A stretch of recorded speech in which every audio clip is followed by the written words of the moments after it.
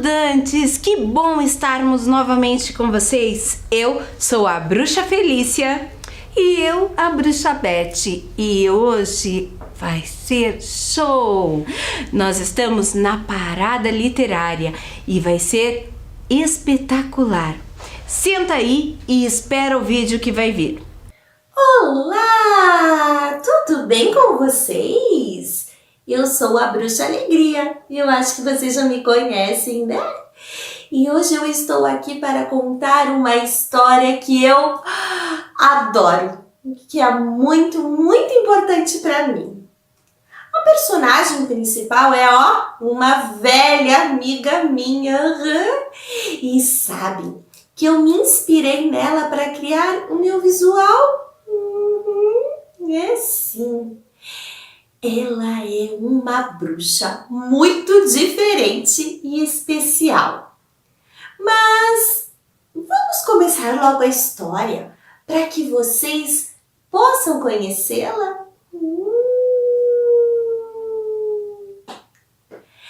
Na esquina da Rua das Vassouras com a Rua das Perotices morava uma bruxa que não fazia mal a ninguém. Ela gostava de ler revistas de moda, tomar chá e olhar-se no espelho. Ai, como eu sou linda! Mas ela gostava mais ainda, de passar batom. Todos os dias, depois de seu tradicional chá das 5h25, ela ia para o seu ritual diante do espelho. O ritual de passar batom. Nesse mesmo horário, as crianças que moravam na Rua das Perotices passavam por ali, voltando da escola. Elas gostavam de observar a bruxa olhando-se no espelho. E todos os dias da semana, eles inventavam um truque para atrapalhar o ritual de passar batom. Às segundas-feiras, elas soltavam a bruxa pela janela e no momento exato do ritual, o ritual de passar batom, as crianças apertavam a campainha. Bem!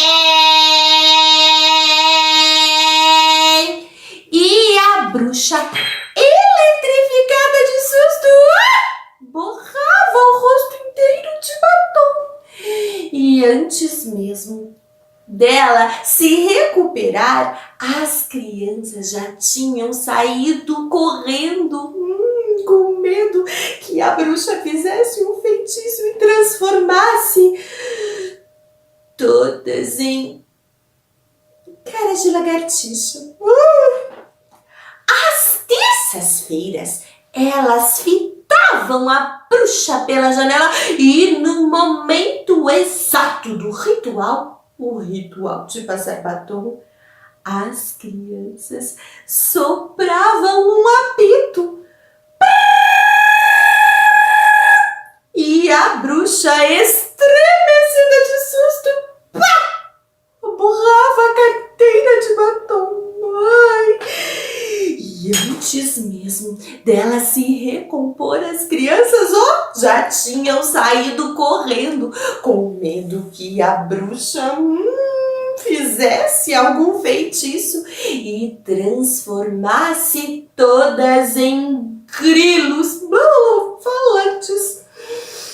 Às quartas-feiras, elas espreitavam a bruxa pela janela e no momento exato do ritual, o ritual de passar batom, as crianças batiam tampas de panelas. Bem!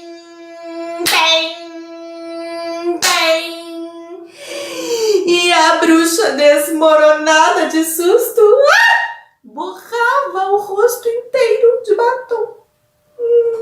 E antes mesmo dela se restaurar, as crianças já tinham, ó, saído correndo, com medo que a bruxa fizesse um feitiço e transformasse todas em... Não é galinha? Em frangos depenados. Às quintas-feiras, elas espiavam a bruxa pela janela e no momento exato do ritual, o ritual de passar batom, as crianças apertavam uma buzina de brinquedo. E a bruxa, atropelada de susto, empurrava o rosto inteiro de batom. E antes mesmo dela se reabilitar, as crianças já tinham saído correndo com medo que a bruxa fizesse algum feitiço e transformasse todas em calhambeques enferrujados. E às sextas-feiras, elas espionavam a bruxa pela janela e no momento exato do ritual, o ritual de passar batom, as crianças sopravam uma vuvuzela. Vuzu! E a bruxa, desgovernada de susto, borrava o rosto inteiro de batom. E antes mesmo dela se reconstituir, as crianças, já tinham saído correndo, com medo que a bruxa fizesse algum feitiço e transformasse todas em elefantes desengonçados.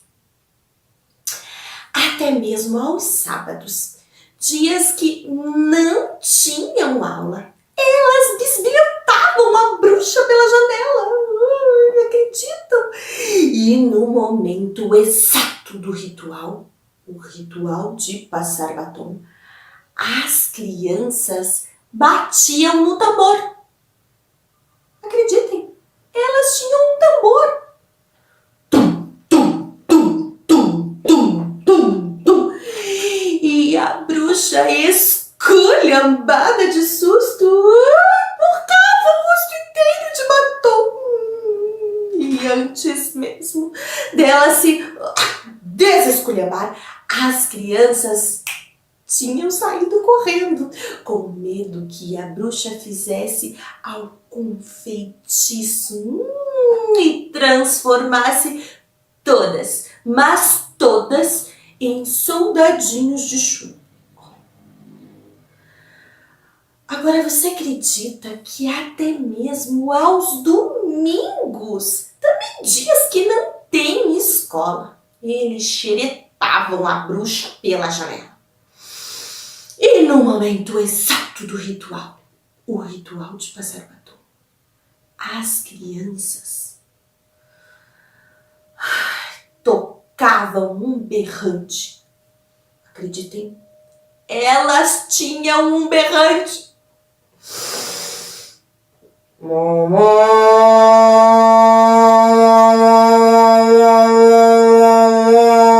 E a bruxa, avacalhada de susto, borrava o rosto inteiro de batom.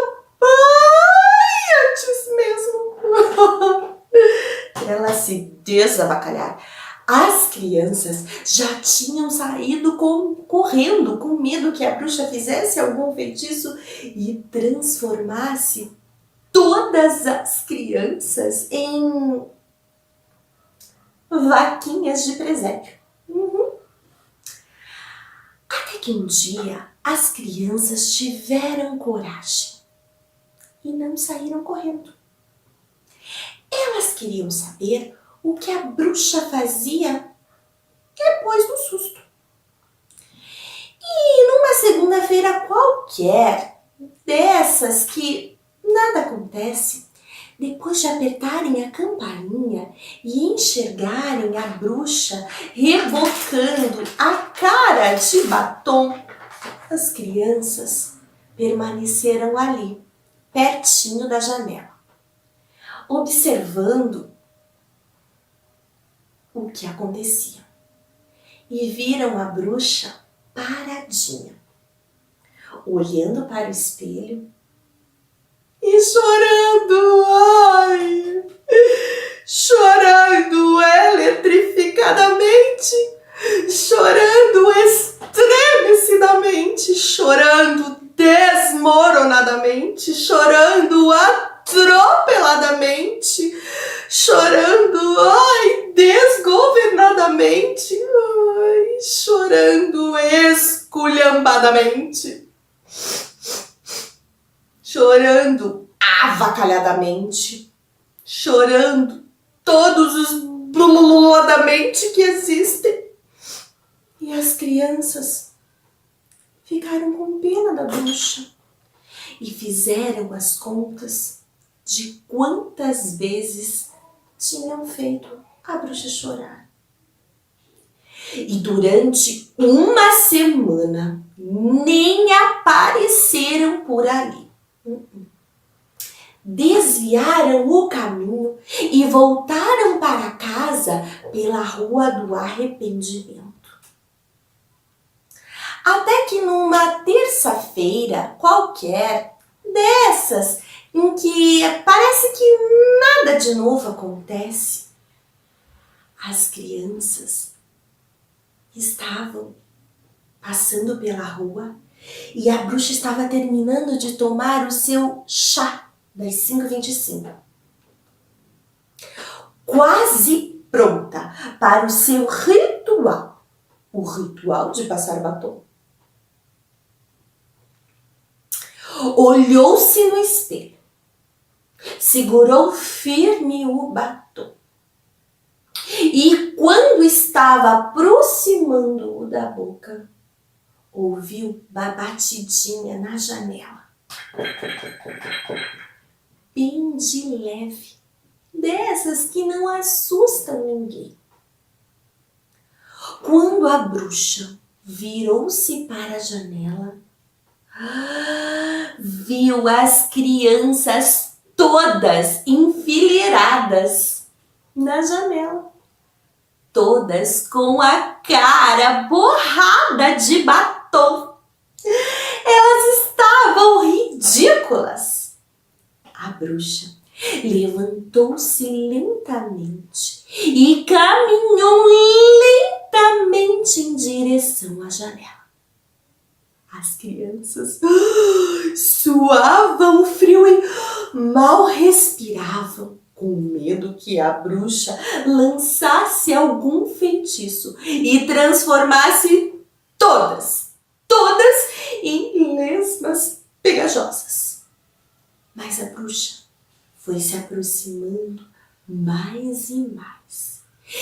E a cada passo que dava, achava aquelas caras cada vez mais engraçadas e mais ridículas.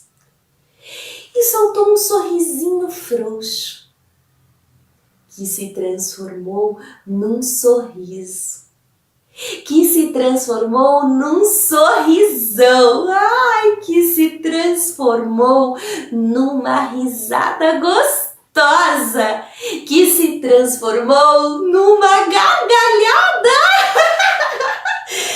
cada vez mais escancarada, cada vez mais descontrolada, cada vez mais escangalhada. E as crianças não aguentaram e riram junto com a bruxa. Ai, a bruxa!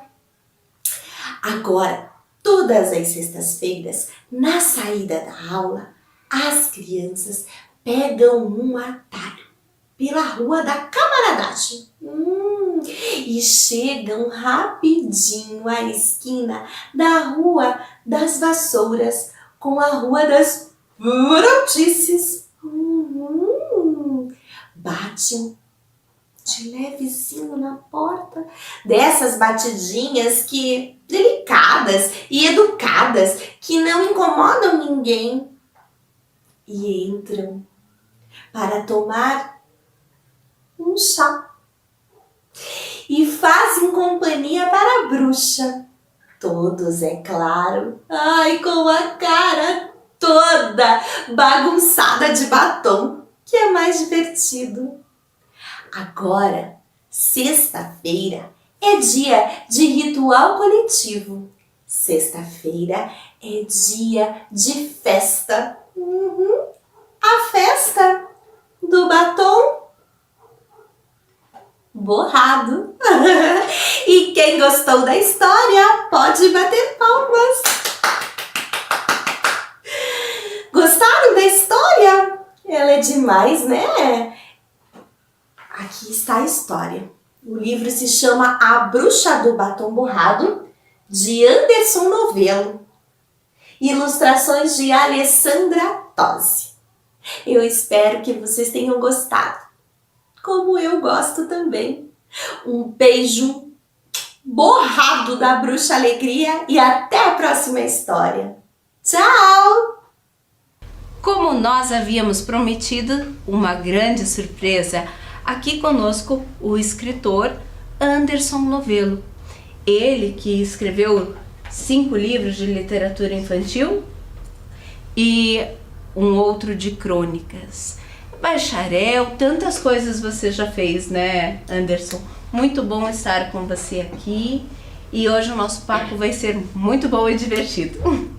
Obrigado, olá Bruxa Beth, olá Bruxa Felícia, muito obrigado pelo convite, espero que os nossos estudantes que estejam em casa curtam o nosso bate-papo. Vão curtir com certeza. E uma coisa assim que eu acho interessante a gente dizer, que no livro infantil tem tanta riqueza que ele às vezes deixa de ser infantil. Ou você, né, do 6º ao 9º ano, pode encontrar muito prazer também lendo esses livros, sabiam? Então, nós temos... Você poderia mostrar pra gente os seus livros? Perfeito. Aproveitando que você falou, eu concordo plenamente com quem fala que quando a literatura é boa, ela serve para qualquer idade. Então, tudo que vocês imaginarem dos problemas humanos, né? A traição, a dor, a morte, o companheirismo, a amizade, também está na literatura infantil. Se encontra todas as tretas humanas, elas estão na literatura infantil também. O meu primeiro livro, que me lançou como escritor lá em 2016, talvez seja o mais conhecido até hoje, se chama A Bruxa do Batom Borrado, uma colega já conhecida de vocês, né? Na sequência, eu lancei esse daqui, que se chama O Pintinho Ruivo de Raiva. O Pintinho Ruivo de Raiva, ele é filho da Dona Galinha Ruiva. A Galinha Ruiva é uma história bastante conhecida lá na infância de muita gente, né? Uma galinha que quer fazer um bolo, ninguém ajuda, mas quando o bolo fica pronto, aparece um monte de gente querendo comer. Então, O Pintinho Ruivo de Raiva é uma espécie de continuação da história da Galinha Ruiva. Depois do Pintinho Ruivo, veio o terceiro livro, que é esse daqui, chamado Filomenos, o Cabrito Aflito, que é a história de um cabrito muito ansioso, muito aflito, muito desesperado. Na sequência aí veio o livro que a gente vai falar um pouquinho mais dele hoje, que é o livro de crônicas. Chama-se Anacrônicas e Quase Inventadas. Aí recentemente, no finalzinho do ano passado, no finalzinho do ano de 2020, eu lancei esse daqui, chama-se As Três Tias de Matias, e o mais recente de todos, ele tá com um cheirinho de novo, recém saído do forno, é esse daqui chamado Carta para Tia Tita. Então são 6 livros, 5 para crianças e 1 para jovens e adultos. E me diga uma coisa, Anderson, nós sabemos que você é mestre em literatura, em letras, tem bacharelado em letras também, e em artes também. Você, na arte do livro, nas ilustrações, como que elas foram concebidas, como que ocorreu todo esse processo da literatura e das ilustrações? Perfeito. Eu costumo dizer que eu sei escrever, mas eu não sei desenhar nem uma casinha com um chaminézinho e fumacinha saindo, qual todos sabem.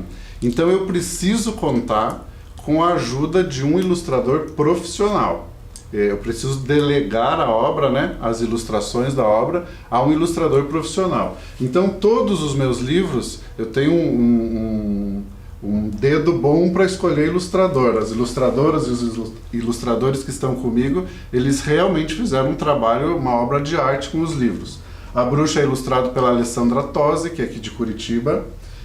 O Pintinho Ruivo de Raiva é ilustrado pela Bruna Cis Brasil, também curitibana. Filomenos o Cabrito Aflito é ilustrado pela Silvana Menezes, que é lá de Belo Horizonte. As Três Tias de Matias pelo Gustavo Ramos, que é aqui de Curitiba. E o Carta para a Tia Tita pela Elma. Então eu preciso confiar que os ilustradores vão fazer um bom trabalho, porque eu não saberia fazer esse trabalho. Então o convite para ilustrar um livro, ele vai muito por você enviar o texto ao ilustrador, e o ilustrador vê se ele tem tempo na agenda dele para ilustrar, mas principalmente se ele gosta do texto. Se ele gosta do texto, é metade do caminho andado para o livro ficar bom. Então todos os ilustradores disseram assim: vamos fazer porque eu gostei muito do texto, me identifiquei com o texto e estou afim dessa parceria. Bacana. E mais uma coisa, hoje nós estamos falando de literatura infantil, porque são livros preciosíssimos e nós não poderíamos deixar de lado em momento algum. Mas nós vamos falar sobre crônicas. Mas antes de chegar na crônica em si, como surgiu essa tua vontade pela literatura? Como surgiu essa vontade pela escrita? Desde criança você foi estimulado? Como que foi isso? Muito boa pergunta. Escrever é consequência da minha formação, na verdade, né? Eu me formei em letras, depois veio o mestrado em literatura. Durante o mestrado eu estudei a obra de uma escritora brasileira de quem eu sou muito fã até hoje, chamada Marina Colasanti. Aí depois que eu terminei o mestrado, eu comecei a dar aula de literatura, fui professor universitário durante 10 anos, ministrando as disciplinas de literatura, contação de histórias, leitura e produção de texto. Então daí eu fui por teatro, me formei em artes cênicas. Durante o teatro eu pesquisei teatro para crianças, né, que também tem a ver um pouquinho com a contação de histórias. Então todas essas formações, elas acabaram resultando na vontade de escrever. Eu sempre fui um aluno que me identifiquei mais com as disciplinas de humanas e de língua portuguesa. Até os 40 anos eu só tinha, ganhado concurso de redação, ganhado alguns concursos, mas aos 40 anos, efetivamente, eu publiquei o meu primeiro livro, que foi A Bruxa do Batom Borrado. Então é consequência dos meus estudos, consequência da minha profissão, consequência de tudo que eu fiz na vida, resultou no processo de escrita. Estudantes mostra que a gente precisa ir à luta, né? Precisa se esforçar, precisa buscar. Não é só apenas gostar e ter o jeito. Isso é só determinante para se buscar o caminho. Mas o caminho que vamos trazer mesmo, o resultado, realmente é estudar, né? Ler muito, conhecer muitos, né? Escritores. E eu estou vendo ali, esse livro tem um coração na capa. Eu sei o que quer dizer esse coração, mas eu gostaria que você falasse para os nossos estudantes. Ótimo. Antes de falar do coração, quero falar um pouquinho sobre uma coisa que você bem lembrou. Eu faço um trabalho de ir nas escolas, né, pensando num contexto antes da pandemia, visitar escolas, contar histórias, conversar com as crianças, e sempre as crianças perguntam: o que eu preciso fazer para ser escritor? Como que faz para ser escritor? E a resposta, não só minha, como da maioria dos escritores, é: antes de você ser escritor, você precisa ser um leitor. Então é preciso praticar muito a leitura, saber quem são os seus grandes escritores, quem você gosta, com quem você se identifica na escrita, né? E se alimentar disso, se alimentar da leitura durante muito tempo antes de começar a escrever. Senão a gente vai querer escrever sem ter as referências, né, dos nossos grandes ídolos, dos nossos grandes mestres da escrita. Agora, respondendo a tua pergunta mais especificamente, no livro de crônicas tem um coração na capa porque a pessoa que fez a capa, o capista, achou que dentro do livro as crônicas mais interessantes eram as crônicas que falavam sobre o infarto. Eu, em 2018, sofri um infarto, fiquei mais ou menos um mês internado no hospital, e entre uma saída e outra da UTI, deu bastante tempo para ler, né? Você não faz muitas coisas produtivas no hospital, além de ficar deitado, procurar a sua cura, né? E deu tempo de ler e escrever. Escrevi algumas crônicas nessa situação. Não são todas as crônicas do livro que foram feitas nesta ocasião, mas tem algumas. E aí a pessoa que fez a capa achou que era muito potente as crônicas que falavam sobre o infarto e a visão de um escritor observando a vida dentro do hospital acontecendo e registrando estas coisas que aconteceram no hospital. Então ele homenageou essas crônicas com um coração. Quem vê a capa bem de perto vai perceber que é um coração mais ou menos apertado entre os prédios de uma grande cidade, como se ele estivesse ali sufocado pelas atribulações do dia a dia. Mas não são só crônicas sobre infarto que tem o livro, tem outras, né? Esse livro nasceu de um processo assim. Os primeiros leitores foram os meus leitores da internet, porque foram crônicas publicadas em primeira mão nas minhas redes sociais, durante 5 anos. E aí as pessoas, né, os leitores comentavam: gostei da sua crônica, você deveria juntar um dia e lançar um livro de crônicas.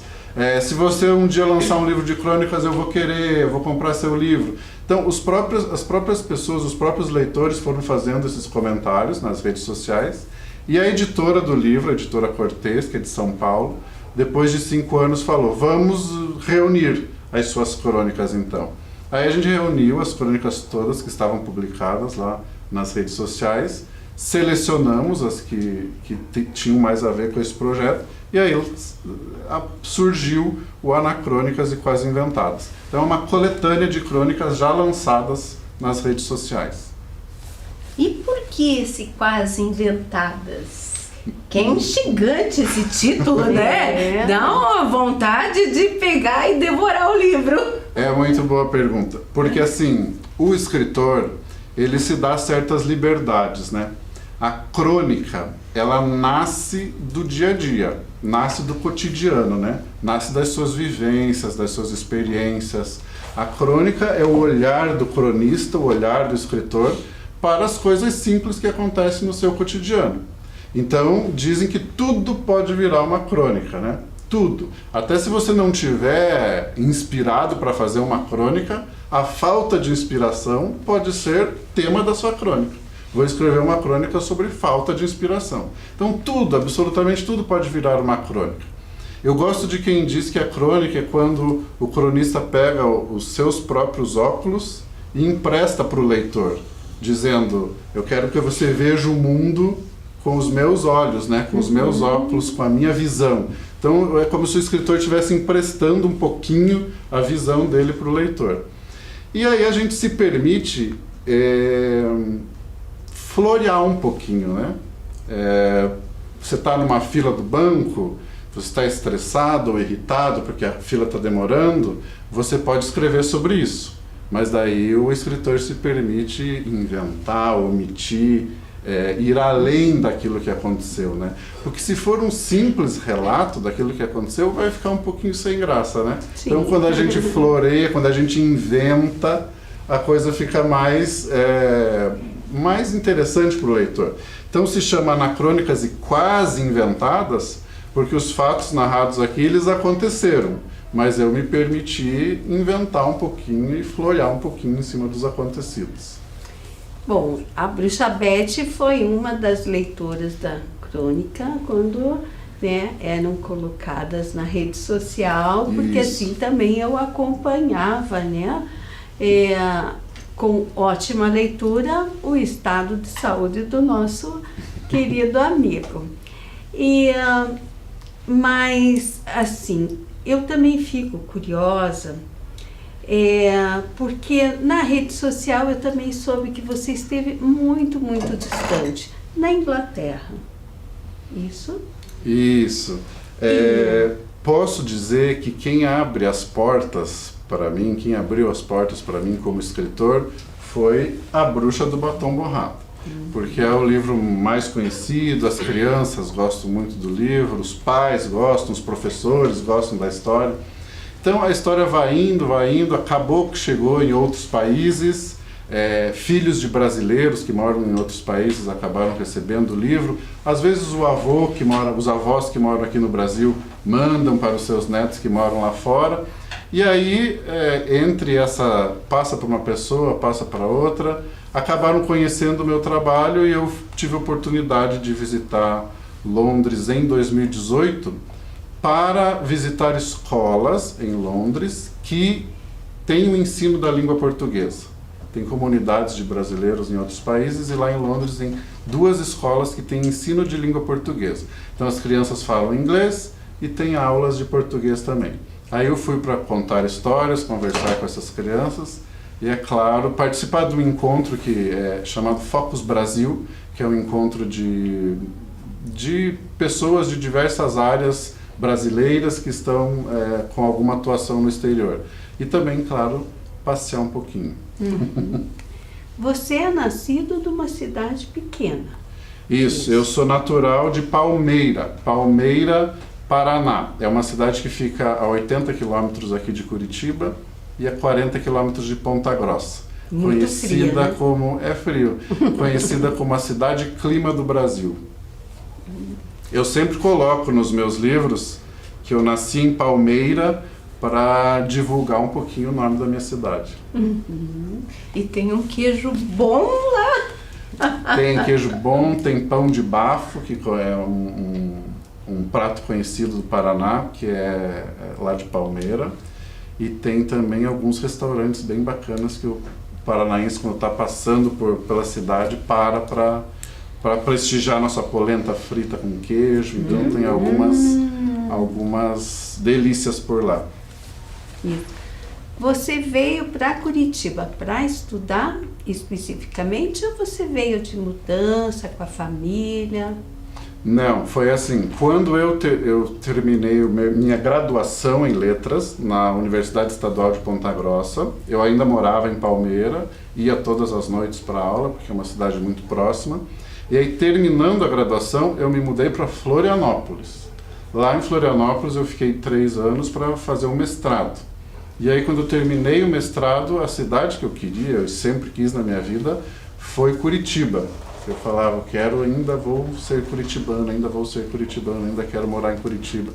Então, terminando o mestrado, eu me mudei para Curitiba para trabalhar.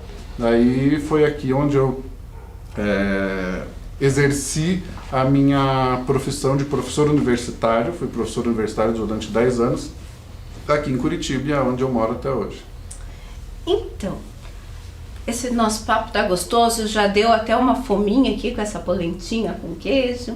Mas assim, os nossos estudantes, é o que nós já conversamos, muitas vezes eles acham que é difícil escrever, ou, não, isso não é pra mim, eu tenho uma vontade, mas como que eu faço?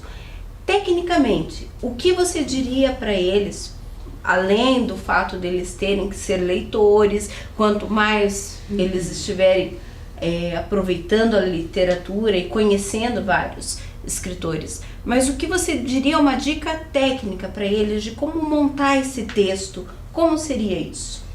Então acho que eu vou dar 2 dicas. Ótimo. A primeira é não se contentar jamais com a primeira versão daquilo que você escreve. Porque eu sei pela minha experiência na escola e no colégio que os alunos às vezes escrevem numa ânsia de querer entregar. Não leem de novo aqueles que escreveram, não releem, não revisam e já tem uma ânsia de entregar, né?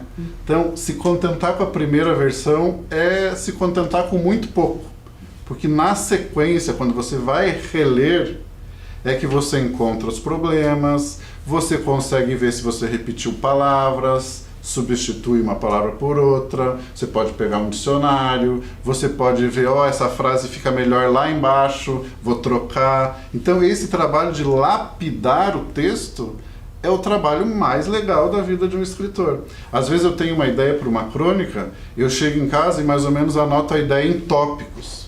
Aí quando eu leio aquilo, eu penso, mas está muito ruim, está muito ruim. Desse jeito já foi dito muitas vezes. Está muito comum dizer desse jeito. Como é que eu posso dizer isso que eu estou dizendo de uma maneira mais elaborada e que chame a atenção de quem vai ler? Daí vem o trabalho de transpiração, né? Não é só inspiração, é transpiração, é trabalho.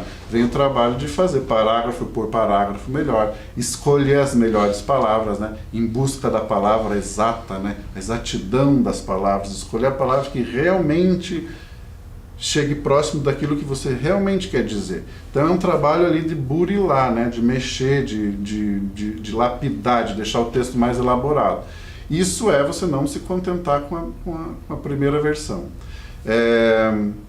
E a segunda é ter um amigo, um professor, um colega que leia seu texto e que saiba dar feedbacks para você, né? Que saiba dar uma devolutiva.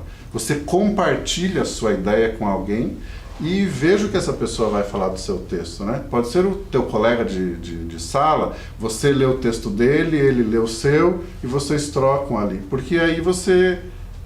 às vezes você está tão viciado no seu próprio texto que você não percebe algumas coisinhas que o outro vai perceber.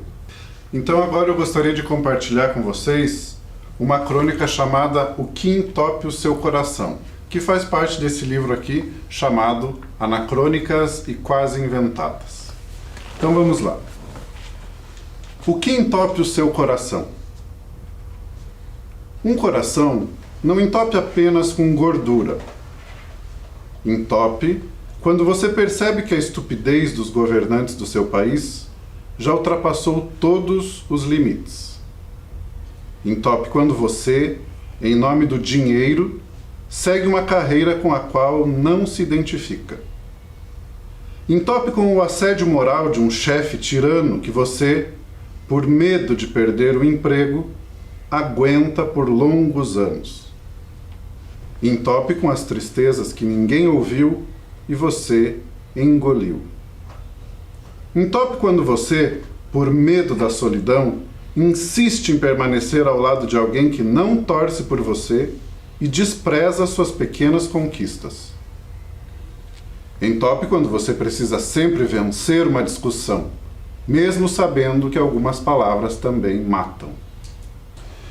Entope quando sua sede por criticar é maior que sua capacidade de incentivar. Entope com fofoca. Entope quando você expõe o outro para tentar esconder as suas próprias mentiras. Entope quando você agride gratuitamente um desconhecido nas redes sociais, mais pelo prazer e pela facilidade da agressão do que pela disposição em compreender, interpretar e argumentar sobre uma ideia contrária à sua. Entope quando você percebe que os anos passaram, mas os rancores ficaram. Entope quando o perdão não é praticado. Entope com as palavras de afeto que você não aprendeu a dizer. Entope com o remorso daquele abraço que você não deu e das pazes que você não fez. E agora é tarde. Um coração não entope apenas com gordura. O que entope o seu coração? Cheirinho de café. E das dificuldades de tomar um café? Vamos escutar? Eu vou querer um café médio com leite para viagem. Seu café será um mocha, cappuccino italiano, macchiato ou com chantilly? Café mesmo, desses que a gente usa com a dor e água. Ok, um simples. Coado ou expresso? Simples. Descafeinado? Não, com cafeína, muita. Ou eu ia preferir um chocolate quente. Ah, o senhor vai preferir um chocolate quente, senhor? Não, um café simples. Ok, senhor. Com leite? Isso. Integral, semidesnatado, desnatado, sem lactose, baixa lactose, leite de arroz, leite de coco, leite de cabra? De vaca, dessas que fazem mu e balançam o rabo.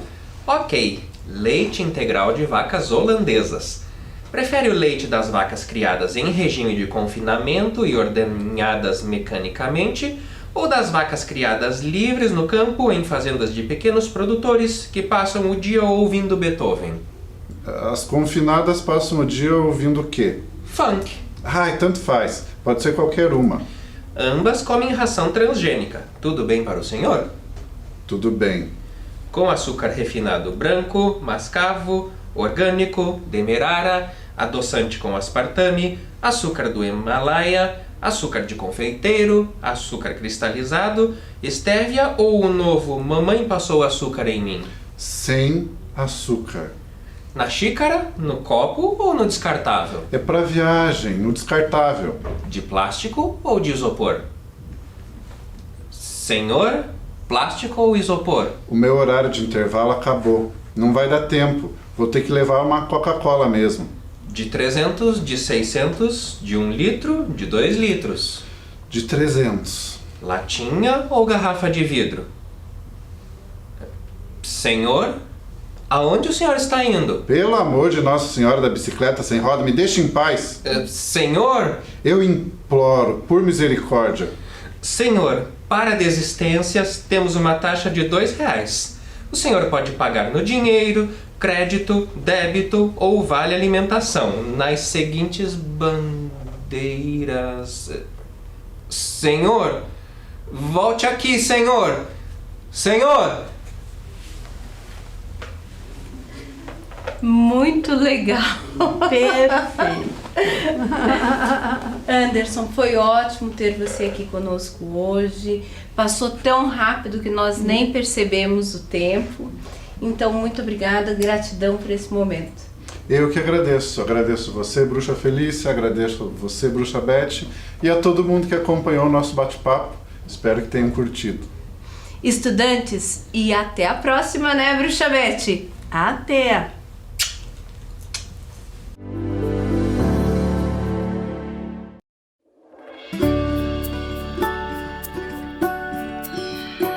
Oi, tudo bem com você? Comigo tá tudo ótimo. Ah, eu sou a Amanda e eu vim aqui te dizer que estou muito feliz em saber que a gente vai se ver de novo. Mas antes eu preciso te dizer algumas coisinhas, tá? A gente vai ter que manter alguns cuidados super importantes para voltar pra escola com segurança, né? Olha só, antes de sair de casa, é importante que você esteja pronto. Com o álcool em gel nas mãos.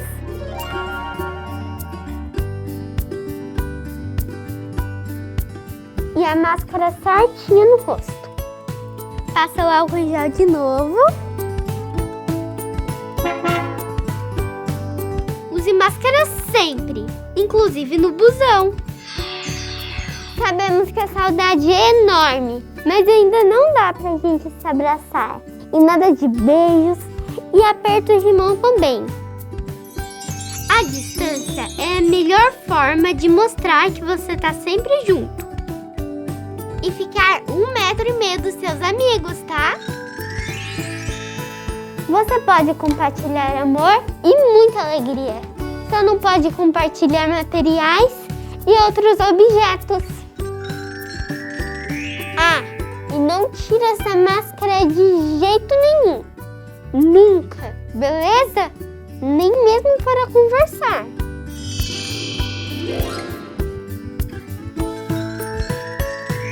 Eu quero muito ver você aqui, mas se tiver algum sintoma, pode ser corona, hein? Conta para os seus pais ou responsáveis, para você ficar em casa e eles ligarem para a prefeitura para receber orientação. Não esquece que é importante avisar a escola, tá? E com esses cuidados simples, a gente vai conseguir fazer da nossa escola um ambiente acolhedor e seguro. Porque aprender com cuidado é o que nos move. Nós vivemos numa cidade movida pela educação.